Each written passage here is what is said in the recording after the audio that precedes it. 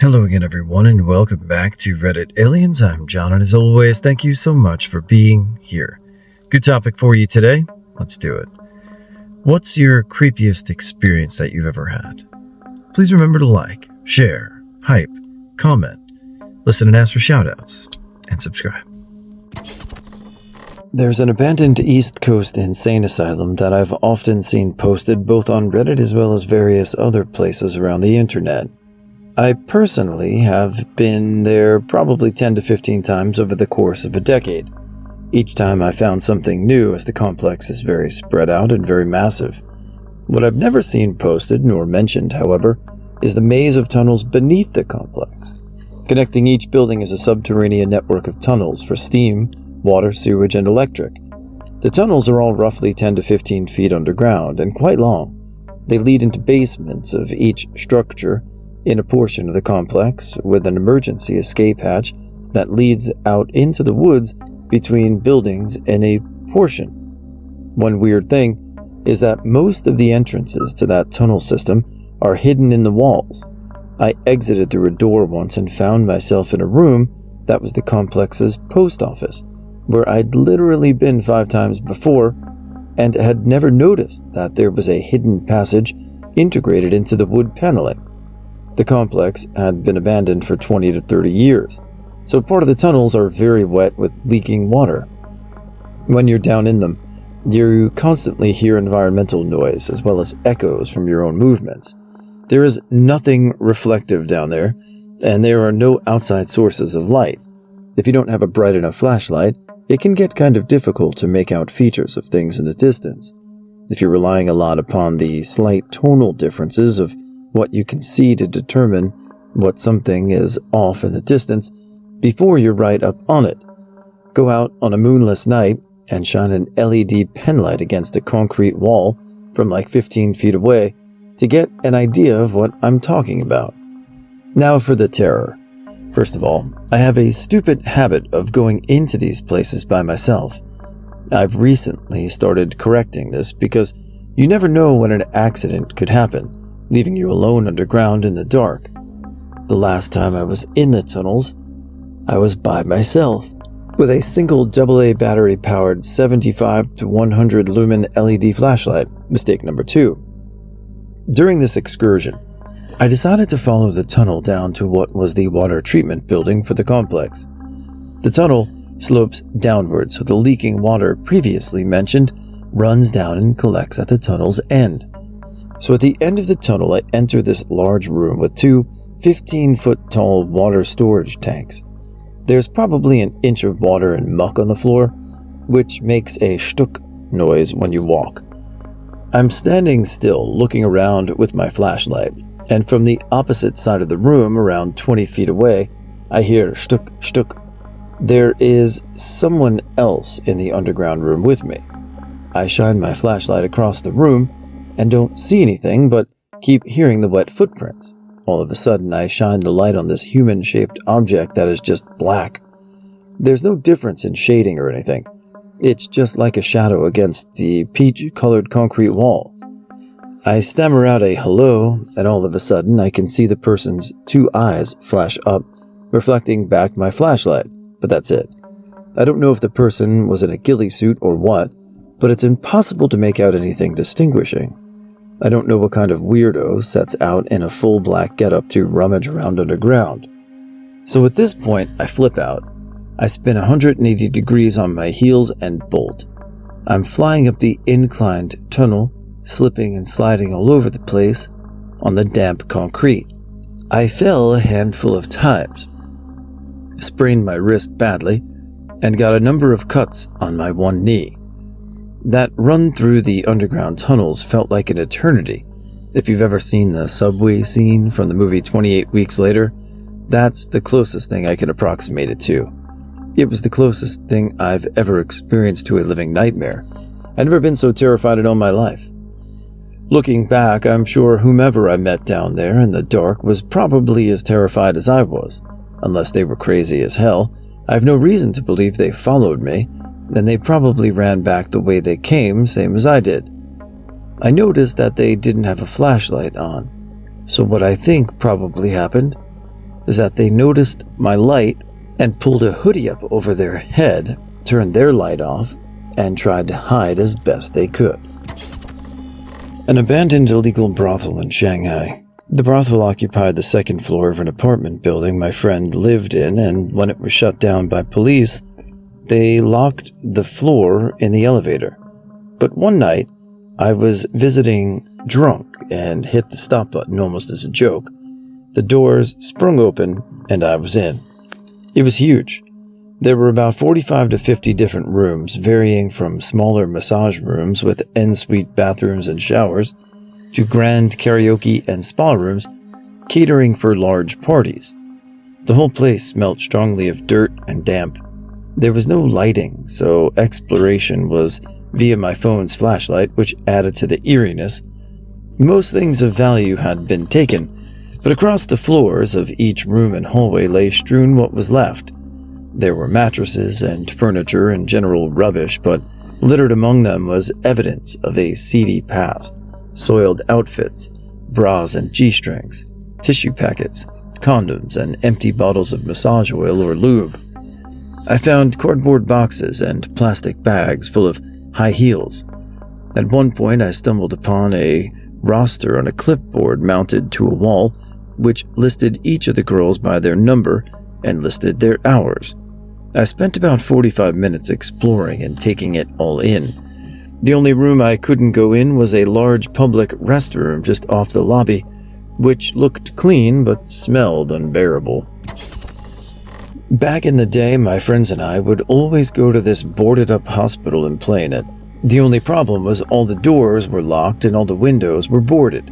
However, there was this shed that you could climb up and jump onto a car cover thing, and there would be a window that was broken where you could get in.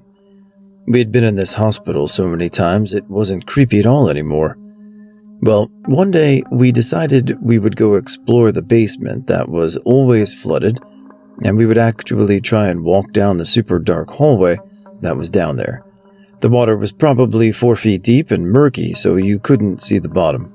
My friends and I start walking down the stairs into the basement and are shining our flashlights down into the hallway, trying to see anything. All we can see is this thing that looked like a generator and shelves, but can't see too far down the hallway. We finally muster up the courage to bring our decent into the water, but something doesn't feel right. The water was completely motionless and it got incredibly quiet. So quiet I swear I could hear my friend's heartbeats. My friend put one foot on a stair that was submerged, then another. The water rippled as he continued to descend. Then out of nowhere, we hear a huge splash into the water somewhere very nearby. The kind of splash you would hear if someone cannonballed into it. We immediately bolt back up the stairs. I peeked down into the darkness to see nothing, but could definitely hear something coming down the hallway toward us. We ran all the way to the second floor and jumped off the car cover thing so fast. We waited outside for a couple of hours and heard nothing and/or saw no one. We ended up going back inside and sitting at the top of the stairs listening for anything or anyone, but heard nothing. The stairs were pretty dry by this point. One of my friends got a bright idea and threw the flashlight down the stairs into the water to try and scare whatever might be down there. After the flashlight made a splash from the impact, we heard nothing, and the light disappeared into the darkness of the water. After waiting for what felt like an eternity, we again found the courage to charge down the stairs, screaming and hollering. We go to the base of the water and jumped in, shining our flashlights down the hall, making a ton of noise. Behind the generator was another hallway that was absolutely pitch black. We were standing in the water at this intersection when all of a sudden we see this large silhouette slowly moving toward us. It looked like two barrels standing next to each other on top of the water. Then another huge splash behind them that split apart and started moving toward us super quickly. We ran and never returned to that place again.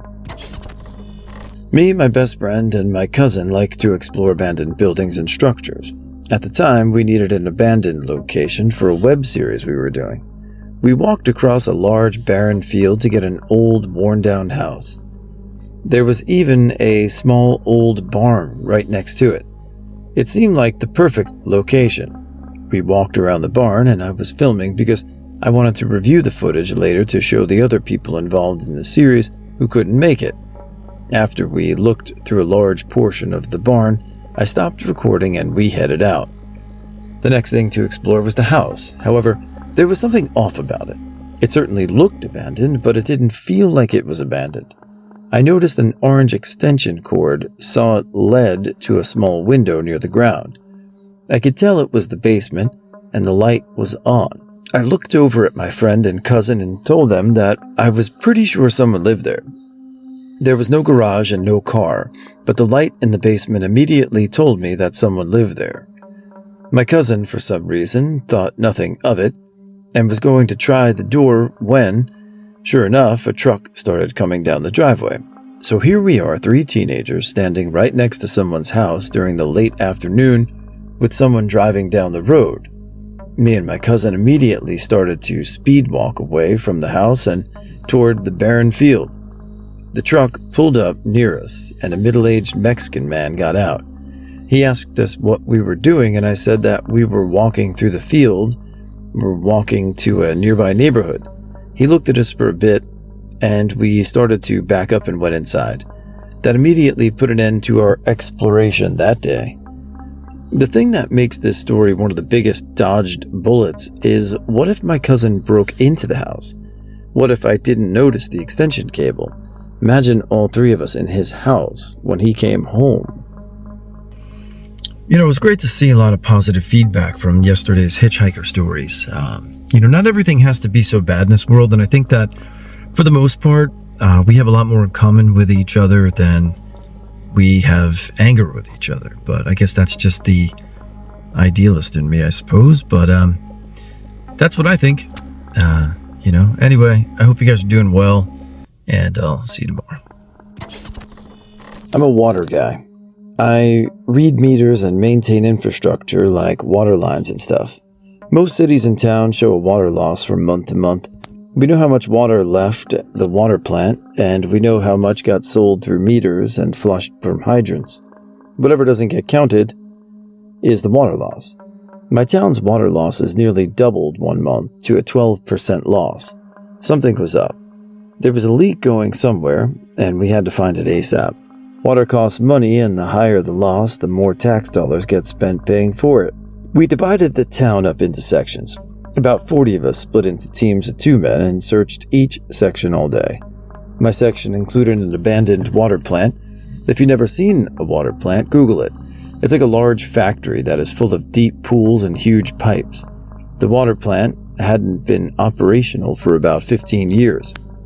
There was no electricity, and the only lighting came through a few small dirty windows. It looked just like a scene from the movies. I went in through the back door. It had rotted and fallen off the hinges, so we just walked right in. The ground floor was just concrete walkways that passed over the huge pools of water. They had rusty railings with life preservers hanging on them. It was eerily quiet except for our footsteps. The water was black and stagnant. The whole place smelled like old musty basement. At the end of the hallway, there was a metal staircase that went down into a dry pit that had some pumps and pipes and stuff. That's where the valves were located that isolated the plant from the rest of the water system. We shined our lights down into the pit and saw that nothing looked like it was out of place or leaking. So we turned around to head back out. My coworker had been there before years ago and was talking about how the plant operated. He said there was a pretty cool laboratory upstairs. We decided to check it out while we were there. We went up the metal staircase to the 2nd floor and entered the lab. It was pretty cool. They had all kinds of glassware and stuff still set up from the day they shut down. It was all covered in dust and bird shit. The floor was scattered with old papers and more bird shit. I'm nosy, so I was opening file cabinets and desk drawers, looking at all that shit they left behind. The whole place was like a time capsule. There was a wall of lockers where the employees used to keep their stuff. I opened each one, but they were a disappointment, all empty. Along another wall were the bathrooms. The plant was built in the 1920s and still had the original sinks and old-timey toilets. As a former plumber, I found that interesting. Beside the bathrooms were another door. I assumed it must be a closet or something. The door was already open a few inches, so I flung it open to see what was in there. As soon as I flung the door open, a cat jumped out and made the loudest angry scream I've ever heard a cat make. The floors were concrete, so the cat was trying his best to run away, but wasn't getting much traction on the slick floor. The cat screamed, I screamed, my coworker screamed, we all jumped. Glass was breaking from the shit we knocked over, and it was all echoing through the huge empty building. After we finished shitting ourselves and realized it was just a fucking cat, we laughed our asses off all the way back outside to our truck. It's got to be the most scared I've ever been in my life. I was already creeped out by the strangest pools of black water inside a pitch-black building. It's like a feeling you get when watching a scary movie and you know something might be about to happen. Fun times. I was working as a motorcycle messenger in LA. I had a delivery to an address in the Burge Streets behind the Chateau Marmont on Sunset. This is a ritzy hood full of 80-year-old mansions behind walls and gates. The address wasn't too far up the hill, maybe Oriole Street. I find the address. The gate is hanging open. I drive in. There's an old Jaguar with 4 flat tires sitting in the circular driveway. The Jag obviously hasn't moved in years. The grounds, however, are not overgrown. Most of the windows on the mansion are broken, though, and the front door is hanging open. I bang on the door and yell. No response. I walk in. The place is a ruin. It's wintertime. It's dusk. There's a drizzle. I walk through the mansion. The fancy parquet floors are warped and rotting. The walls are peeling. A chandelier has fallen from the ceiling. I walk up a once grand staircase. The banister has collapsed. Several risers are missing. I get upstairs. There's at least a dozen bedrooms. Funny thing is, there's no creeper vines. No signs of rodent incursion or bird nesting. There's at least 12 bedrooms on the second floor, all empty except one, which has a super jumbo king-size box spring mattress sitting on the floor. The bed is neatly made with cheap Walmart sheets and blankets. There's a milk crate nightstand and clip-on light. There's no ashtrays, no empty bottles, no discarded drug paraphernalia. There's a Gideon Bible on the nightstand. I call in, "You sure this is the right address?" Dispatcher reads back the address. I check the package. There's no name on the package, which I didn't notice before. I walk back out and check the curb for a painted address. I'm in the right place. I call in, describe the setting. I'm not going to be able to get a signature. The dispatcher calls the customer. I stand by a few minutes. "Leave the package on the bed," says the dispatcher, so I do. To this day, I have never been able to track down who it was that was living so eccentrically at that address, or what on earth I was delivering. The package was a manila bubble wrap with a bulge in it, about the size of a pill vial, but heavier, like a gemstone. A few years back, a friend and I were snooping around some allotments on the outskirts of our village in the UK. It was about 11 p.m., so it was pretty dark. Not a completely pitch black dark, but dark to the point where if you were to look at a tree around 30 meters away, all you'd see was its silhouette. But up close, you could see enough to navigate by. The allotment was surrounded on 3 sides by deep hedgerows, with trees and then fields beyond. I'm always super vigilant in these sort of situations, so generally I'll stop regularly and just listen, just stand as still as possible and strain my ears for people approaching, etc. My friend had crouched down around 3 meters from me to see what sort of plants were growing and was pulling at a vegetable that was growing in the soil. Whilst I was listening, I began to hear a noise coming from the back corner of the allotments, maybe 20 to 30 meters away or so. The noise is really hard to describe. It was like a low-pitched sound that sounded vividly like someone rampantly speaking in tongues, but it was odd. It kind of seemed smaller than a human voice, but deeper, like an animal but speaking in tongues, all different vowel and consonant sounds rolling over. It's really hard to describe, but I can hear it vividly when I try to remember it. My friend and I had a system of hand signals, but of course he was focused on this plant. I was utterly convinced that this was going to be one of those things you hear or see, but by the time you've got someone's attention, the sound has stopped and no one believes you for the rest of your life. I didn't want to move, risking drawing attention to myself, so I just stood stock still and made a short, sharp hiss-type sound with my tongue. My friend looked up, and I signaled in the direction of the noise. It carried on. My friend and I just stood and listened in silence for about a minute before it started to increase in volume. That was the point where we decided we'd done enough investigating. It carried on as we left. As it's a few years ago now, my sane head just says it was some kind of animal, a fox or something, but I spend a lot of time out at night away from the built-up areas, and I've never heard a noise that I couldn't even morph into that. It was just this odd babble of what sounded like made-up words, etc., but coming from a voice box that didn't sound human. At the time, we had all sorts of theories. We knew it could have just been an animal, but there's also a lot of suspicious government installments in that area. Talk of a lot of hidden tunnels and networks, and if you're out at night, you'll often see a lot of strange lights over the hill in the distance.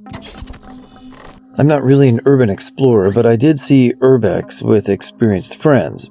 Since I live in Paris, we decided to go to the Paris catacombs. Not really the best place to start as a newbie, so we had to crawl under tight spaces, walk in water-filled hallways, and all that stuff, but honestly, it wasn't bad. We met some other nice people, had lunch, etc. It was a pretty interesting experience, since this is such a beautiful and weird place to be at. The horrifying part comes a few days after the exploration, while talking to a friend about what we did. I realized how dangerous and terrifying what we did was. I mean, I don't know how deep it was, but we were underground with no way to contact the emergencies if we got injured or lost, plus the fact that we had to crawl in tight spaces that could have been blocked when we were exiting the catacombs. We were alone in the dark in a place that is supposedly not available for the public, and we were totally responsible for what could happen to us. Just imagine being trapped here, a dark place with no way to contact anyone else outside, forced to wander around, maybe until you die. No one can hear you outside, and you can get lost so easily with all the different corridors. It's a goddamn maze in the dark. You also never know who you could meet in those kinds of places. I know it's a different kind of horrifying, and you might call me a coward, but Jesus Christ, I could have died there.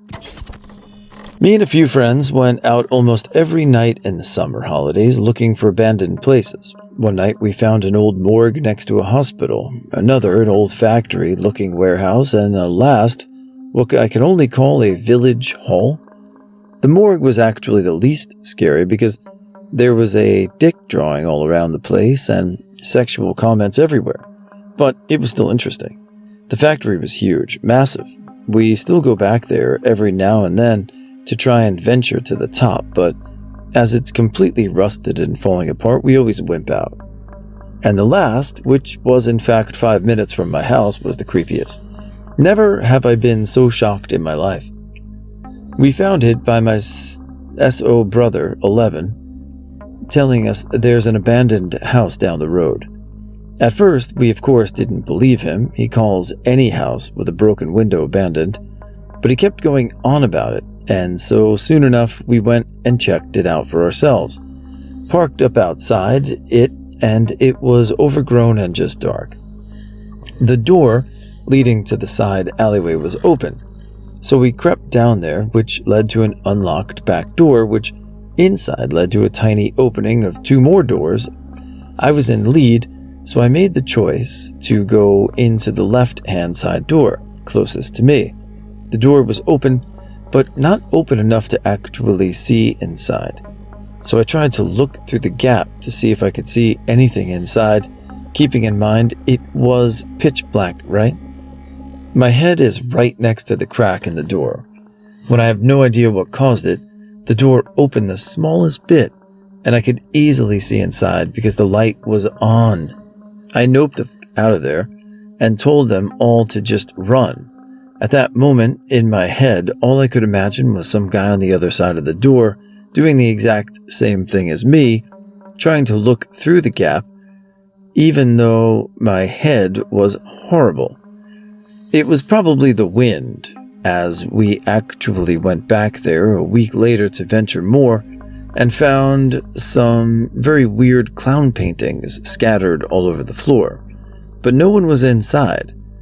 The place was dead, yet the electricity was still running, but that's for another story. Still creeps me out.